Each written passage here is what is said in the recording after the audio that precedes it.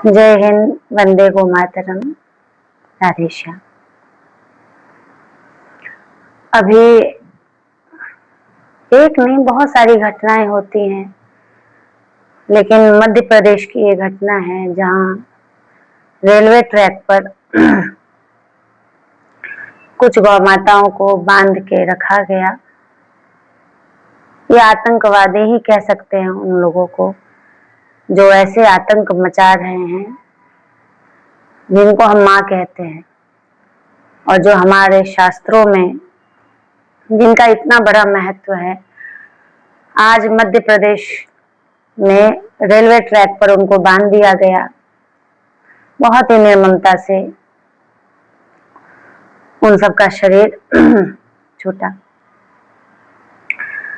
देखिए, कभी भी कोई भी अराजक तत्व हो, वो गौवंश को करे या इस पृथ्वी के सभी कोई भी प्राणी हो, अबोध प्राणी हो, उनके साथ गिरी हुई हरकत करें, दुष्कर्म करें, इसका जिम्मेदार वो अराजक तत्व नहीं, हम और आप हैं।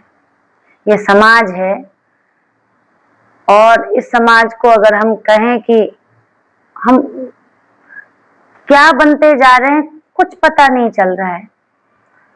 पता ही नहीं चल रहा है कि किस बात की शिक्षा हम ग्रहण कर रहे हैं और क्या सिखा रहे हैं अपने बच्चे को, और समाज में ऐसे अराजक तत्वों का मन कैसे बढ़ रहा है।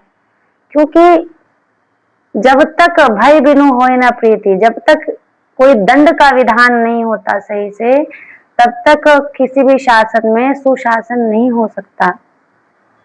उन्हें इस बात का भय ही नहीं है कि कोई हमारा कुछ बिगाड़ पाएगा। उनको पता है कि ठीक है, थोड़े दिन रहेंगे, अगर पकड़ भी लेगी पुलिस तो थोड़े दिन रखेगी, फिर जेल को अपना घर समझने लगे हैं आजकल लोग। और ऐसे ऐसे आप देखेंगे भी, कुछ वेब सीरीज भी आते हैं। पहले फिल्में सीरियल्स ऐसे होते थे जो ये दिखाते थे कि दुष्कर्म करने वाले को बहुत बुरा परिणाम मिलता है, बहुत कष्ट मिलता है, तो लोग डरते थे। लेकिन आजकल आप देखेंगे कि जो गैंगस्टर है, जो बुरे प्रकृति का व्यक्ति है, उसी को हीरो बना के पेश किया जा रहा है। उसको दिखाया जा रहा है कि हाँ भाई, अरे ये तो हीरो है, ये तो ऐसे कार्य करता है, गंदे गंदे कार्य करता है, लेकिन उसमें कुछ एक अच्छा ही कर लिया तो बस हीरो बन गया। तो समाज किस दिशा में जा रहा है। फिल्में भी बनाई जाती है लोगों की सोच के कारण। हम जो पसंद करते हैं, डायरेक्टर एक्टर को पैसा चाहिए तो वो वही बनाएंगे। प्रश्न है कि कहाँ जा रहे हैं हम। तो अबोध प्राणी तो गौ माता तो है ही, अन्य भी कह रही हूँ कि जो पशु पक्षी हैं उनके साथ भी लोग ना जाने क्या क्या दुष्कर्म करते हैं। हम ऐसे समाज में जी रहे हैं जहां हर संत, हर साधु, हर सनातनी कह रहा है कि गौ माता है, उनकी श्रद्धा से पूजा करो, ये करो, वो करो, और यही गौ हत्या हो रही है। और अगर गौ हत्या के लिए कोई आंदोलन चले, अभी परम पूज्य शंकराचार्य जी की गविष्टि यात्रा चल रही है, जहाँ एक गौरक्षणार्थ सेना बनाई जा रही है, बहुत अच्छी। ऐसे ऐसे अभियानों को हमें सहायता करनी चाहिए, हमें सहयोग देना चाहिए। हम नहीं कर सकते हैं तो चलिए उनके साथ मिलकर कर सकते हैं। गौ सम्मान आवाहन अभियान, ये भी बहुत अच्छा एक अभियान चल रहा है। तो जो भी संत, साधु संत जो भी गौ माता के लिए अभियान चलाते हैं और पृथ्वी को बचाने के लिए जो अभियान चलता है, उसमें हम क्यों नहीं साथ देते हैं। हम क्या इतना समझते हैं कि हमने बस पैसे दे दिए, बस हमारा काम खत्म हो गया। अपने संतानों को थोड़ा, केवल देखिए, मंदिर ले जाने से उनके अंदर संस्कार और विचार उत्पन्न नहीं होगा। मंदिर तो चोर भी जाता है, लेकिन उसकी दृष्टि रहती है चप्पल की तरफ, चप्पल चुरानी है। मंदिर तो पॉकेट मार भी जाता है, उसकी दृष्टि रहती है कि किसी का पॉकेट लेना है, चुराना है। तो मंदिर तो बहुत ऐसे भी लोग जाते हैं, लेकिन वो किस दृष्टि से जा रहे हैं, ये मुख्य बातें हैं। तो हमें दृष्टि में सुधार करना है, और दृष्टि में सुधार करेंगे तभी सृष्टि में सुधार होगा। वो कैसे होगा? जब तक कि हम अपने संतानों को आध्यात्मिक शिक्षा नहीं दें। और आवश्यक नहीं कि केवल अपनी ही संतान पर ध्यान दें, उन पर तो देना ही है, लेकिन अगर आस पास के भी ऐसे माता पिता हैं जो भटक रहे हैं, जिनको पता नहीं है, तो उनको भी समझाएं कि अपने बच्चों को कुछ देर गौशाला ले जाइए, वहां पर बिठाइए, गाय की सेवा करनी सिखाइए, कृषि करना सिखाइए, और जहां उनके मूल्यों की बात बताई जा रही हो, नैतिक मूल्यों की बात बताई जा रही हो, वो सब उनके साथ चर्चा कीजिए। देखिए, बच्चे ही बड़े होते हैं और वही कोई जाकर सभ्य बनता है, कोई महा असभ्य बनता है। लेकिन अभी ज्यादातर मात्रा असभ्यों की हो चुकी है, इसलिए जहां देखेंगे दुष्कर्म की घटना सुनेंगे। और इसका एक कारण ये भी है कि जब हम पशु पक्षियों की अत्यधिक हत्या होती है, तो उनके भीतर से जो वो करुण पुकार, करुण क्रंदन निकलता है ना, वो वातावरण में समाहित होता है और वही वायु में मिलके फिर वो चीख हमें परेशान करती है, हमारा मानसिक संतुलन खराब होता है। इसलिए आज आप देखेंगे कि शरीर से तो सब कोई सुखी है, सबके पास वस्त्र है, भोजन है, नहीं बड़ा तो छोटा मोटा तो घर है ही, सबके ही पास है, लेकिन मन से सब दुखी हैं। इसका एकमात्र कारण है कि बहुत ही ज्यादा संख्या में पशु पक्षियों की हत्या हो रही है, बहुत ज्यादा संख्या में निर्मम हत्या हो रही है। मुझे कभी समझ में नहीं आता है जो मांसाहार करते हैं, क्या आपने कभी देखा है पीछे मुड़ के, या जहां से आप वहां तो आपको धो धा के दिया जाता है कि हाँ भाई ये लो, ये बकरा लो, ये मुर्गा लो, लेकिन कभी आप उस फैक्ट्री में जाके देखें कि उनको कितने तड़पा के रखा जाता है। वो चेतन जीव है, वो जो तड़प, वो जो मरने के वक्त वो जो रोता है, वो जो क्रंदन करता है, तो वो उसके अंदर जो हार्मोन से वो रह ही जाता है। और वो जब हम खाते हैं, अपने बच्चों को खिलाते हैं आप, तो होता क्या है कि वही हार्मोन आपके भीतर भी, आपके बच्चों के भीतर भी उत्पन्न होने लगता है। इसलिए हमेशा सब कुछ ठीक है, फिर भी रोना धोना, सब कुछ ये है, फिर भी एक दूसरे से झगड़ा कलह हो रहा है। क्यों? क्योंकि इसका एकमात्र कारण है मांसाहार। पशु पक्षियों की निर्मम जो हत्या होती है, कई जगह आप देखेंगे कि अंडों में से चूजे निकल गए, कई जगह देखेंगे कि बहुत अनहाइजीनिक तरीके से रखा जाता है उन सबको, उसमें कितनों को क्या रोग होता होगा, कैंसर होता होगा, क्या नहीं, तो उनसे ही जो हम भोजन प्राप्त करते हैं तो हम भी बीमार होते हैं। इसलिए बहुत आवश्यक है शाकाहार को अपनाइए। क्यों? क्योंकि हमारा भारत देश सचमुच अहिंसा का, अहिंसा इसी के लिए कहा गया है। और धर्म हिंसा तथा क्या है कि जो अबोध प्राणियों की हिंसा करे, जिनकी कोई गलती ही नहीं है, बस अपने जीवा के सुख के लिए, बस अपनी शक्ति प्रदर्शन करने के लिए जो अबोध प्राणियों की हिंसा करे, उनको रोकने के लिए धर्म हिंसा तथा वचः है, उनको रोकने के लिए। और अहिंसा वाला ये देश क्यों है? क्योंकि भारत के मिट्टी में ये बात है, हमारे ऋषि मुनि, हमारे पूर्वज पूर्ण शाकाहारी थे।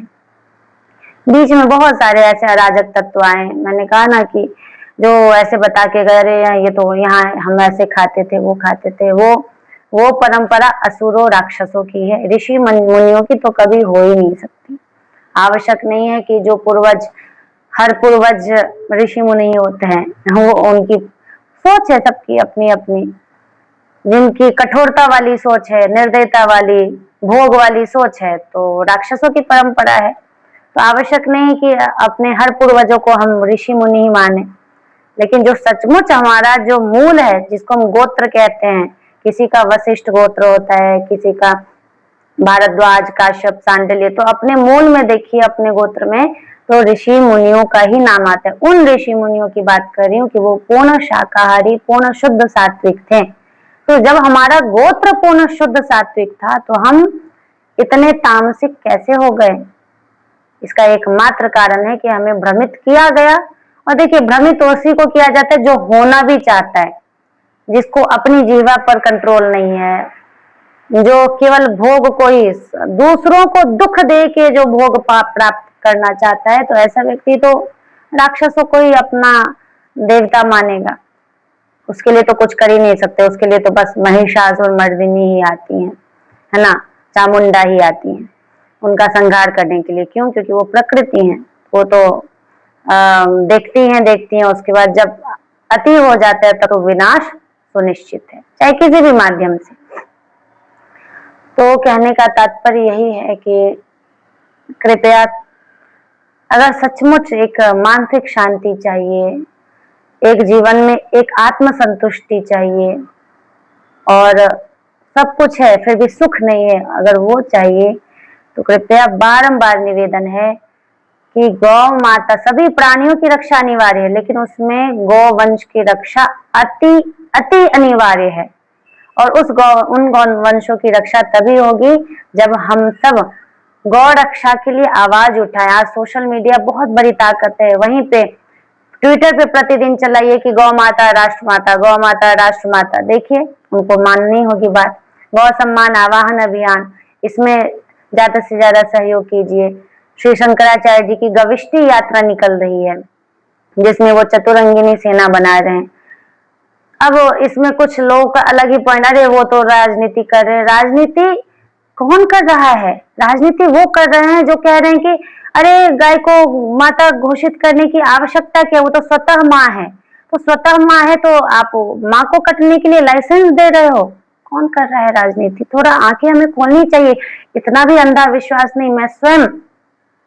मैं स्वयं सबको सम्मान देती हूँ और वर्तमान सरकार को तो निश्चित ही कि वो सनातन की है, लेकिन सनातन की आड़ में आप धोखा देंगे, सनातन की आड़ में आप छल करेंगे तो ये देखिए, आंखें सबके पास है, बुद्धि सबके पास है, कितना पर्दा करेंगे? वो तो एक दिन तो पर्दा उठ के ही रहेगा। इसके लिए समझना पड़ेगा हम सभी को, छल कौन कर रहे हैं। अगर गौ को माता स्वतः ही है तो घोषित करिए, अगर स्वतः है तो ठीक है, हम एक बना देते हैं कि गौ माता राष्ट्र माता है। ठीक है, हम सब भी मानते हैं कि राष्ट्रीय पशु नहीं होना चाहिए, क्योंकि वेद लक्षणा गौ माता पशु की श्रेणी में आती ही नहीं है, क्योंकि शास्त्रों ने भी कहा है, तो उनको माता की श्रेणी में तो दीजिए। ये वैध लाइसेंस क्या होता है समझ में नहीं आता है। वैध लाइसेंस कटने के लिए दे रहे हैं, जो कि आज भारत दूसरे स्थान पर है। तो बहुत सारी ऐसी बातें हैं जो अब हमें अपनी आंखें खोल के, कान खोल के, एकदम बुद्धि बिल्कुल ध्यान से ध्यान में रख के कि आखिर कौन करे। तो जो भी संत कर रहे हैं, चाहे वो शंकराचार्य जी हों, और देखिए शंकराचार्य की जो पीठ की परंपरा इसी के लिए मुख्य रूप से ही है, ही हिंदुओं की रक्षा करने की। और हिंदू की रक्षा मतलब गौ रक्षा। जब तक गौ माता इस देश में सुखी, सुरक्षित और सम्मानित नहीं हो जाती, तब तक हिंदू की सुरक्षा है ही नहीं, क्योंकि उन्हीं से अस्तित्व है, उन्हीं से यज्ञ है, उन्हीं से पृथ्वी है, उन्हीं से संस्कृति है, उन्हीं से सनातन है। तो जब मौलिक कारण ही नष्ट हो जाएगा तो कार्य तो स्वतः नष्ट हो जाएगा। तो कारण को ही हम नष्ट किए जा रहे हैं, और जो नष्ट कर रहे हैं उनको हम कुछ भी नहीं कह रहे हैं। तो इसलिए कृपया कारण को बचाइए। हम सब की मूल कारण, मूल धरोहर एकमात्र गौवंश है, और इसलिए बारंबार भगवान भी अवतार लेते हैं जब राक्षस अति आतताई हो जाते हैं। लेकिन भगवान अवतार जब लेते हैं तो केवल राक्षसों का ही वध नहीं करते हैं, जो चुप्पी साध के केवल अपने भोग में, माया में ही रमे रहते हैं, उनका भी वध करते हैं। ध्यान से समझिएगा। इसलिए अगर हम पृथ्वी की रक्षा के लिए, प्रकृति की रक्षा के लिए, गौ की रक्षा के लिए आगे नहीं आए तो हम भी प्रकृति और भगवान दोनों के कोप भाजन बनेंगे। कोई भी हम मंत्र जब हमें आंतरिक शांति नहीं दे सकता है, जब तक कि हम अपने मूल कारण गौ रक्षा के लिए आगे ना आए। और गौ रक्षा एकमात्र आंदोलन करने से नहीं होगा, वो तो है ही, आंदोलन करना ही है। अभियान गौ सम्मान हो या फिर गविष्टि यात्रा हो शंकराचार्य जी की, अच्छे से अच्छे उसमें साथ देना है। लेकिन मुख्य रूप से गौ धर्म, अर्थ, काम, मोक्ष चारों की आधार है। तो ज्यादा से ज्यादा मैं बारंबार कहती हूँ कि गोबर से बने हुए प्रोडक्ट को, उत्पाद को अपने जीवन में अपनाइए। बहुत सारी संस्थाएं हैं, बहुत सारी गौशालाएं हैं जो गोबर से पदार्थ बनाती है, क्योंकि गोबर गाय देना कभी नहीं बंद कर सकते हैं। गोबर गौमूत्र वो देंगे जब तक वो जीवित है, तो इसलिए दूध भले बंद कर दे लेकिन गोबर गौमूत्र कभी नहीं। और उनसे तो अभी क्या ही बताऊं, अथर्ववेद से लेके गरुड़ पुराण, मत्स्य पुराण, सब में गोबर गोमूत्र की इतनी सारी महिमा वर्णन है। सुश्रुत संहिता, चरक सुश्रुत संहिता आप लोगों ने सुना होगा, ये आयुर्वेद का बहुत अच्छा ग्रंथ है। तो कह रहे हैं कि गोमय लेप शुद्धो व्रण रोपण, अर्थात शुद्ध गोबर का लेप घावों को भरता है और उन्हें ठीक करता है। फिर सुश्रुत संहिता में 11.8 में लिखा है, गोमय धूमेन शस्त्राणि धारयेत शुद्धिम आपनुयात व्रणानाम शोधने चैव निर्दोषम कर्म जायते। अर्थात औजारों को गोबर से उत्पन्न धूम से स्वच्छ, मतलब गोबर से जो धुआं निकलता है उससे स्वच्छ करना चाहिए, जिससे उसमें शुद्धि प्राप्त होती है।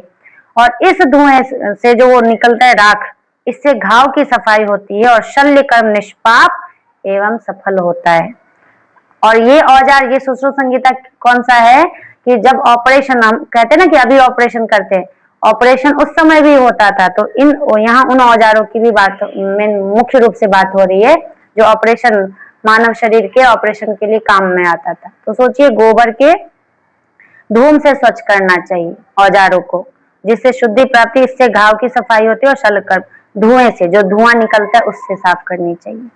तो इतनी अच्छी अच्छी बातें लिखी है इसमें। गोमयेन विशुद्धेन व्रणम शोधयेत सम्यक, चरक संहिता कह रहा है 6.14.7 में कि शुद्ध गोबर से घावों और चोटों की उचित तरीके से सफाई की जा सकती है। गोमूत्र, पराशर स्मृति में लिखा है, गोमूत्रम कुष्ठहंत्री स्यात् गोमयम शुद्धिकारकम क्षीरम रसायनम प्रोक्तम दधि वातहरम परम। अर्थात गोमूत्र त्वचा रोगों को, मतलब कुष्ठ तक को नष्ट करने की शक्ति है गोमूत्र में, कुष्ठ को नष्ट करता है। गोबर शुद्धिकारक है।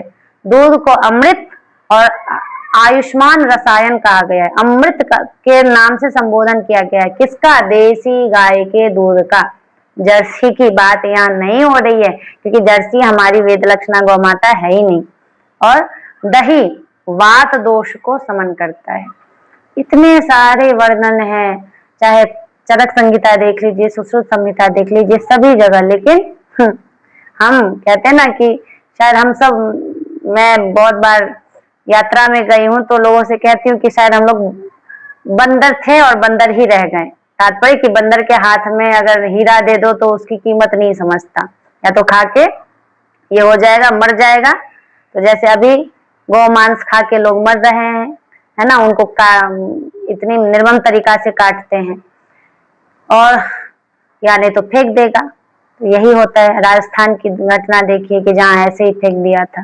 खैर, तो इसलिए बहुत आवश्यक है बंदर ना बने, क्योंकि बंदर से ही फिर हम धीरे धीरे हम बुद्धिमान मनुष्य रूप में आए हैं। और ऋषि मुनियों का उपकार है कि शास्त्रों को छोड़कर हमारे लिए गए हैं कि हमारी बुद्धि कम हो जाए तो कम से कम शास्त्रों को पढ़ें और उसको समझ के फिर हम गौ महिमा समझें, पृथ्वी की महिमा समझें, पशु पक्षी के लिए हमारा जीवन है, उनको बचाने के लिए आगे आए, वृक्षों को बचाएं, नदियों को बचाएं। कृपया, आप इससे ज्यादा क्या ही कह सकते हैं। बर्बाद हमने किया है तो बचाना भी हमारा ही कर्तव्य है। नहीं तो देखिए, हम मनुष्य अपने आप को कृपया ना करें, तब तो हम राक्षस से भी गए गुजरे हैं। जैसे राक्षस पूरी पृथ्वी को नोच तबाह करके रख देते थे, हिरण्याक्ष ने जैसे किया, वैसे ही हम भी हो जाएंगे। इसलिए कृपया आगे आइए और गौ रक्षा कीजिए। वंदे गो मातरम। जय गौ माता, जय गोपाल।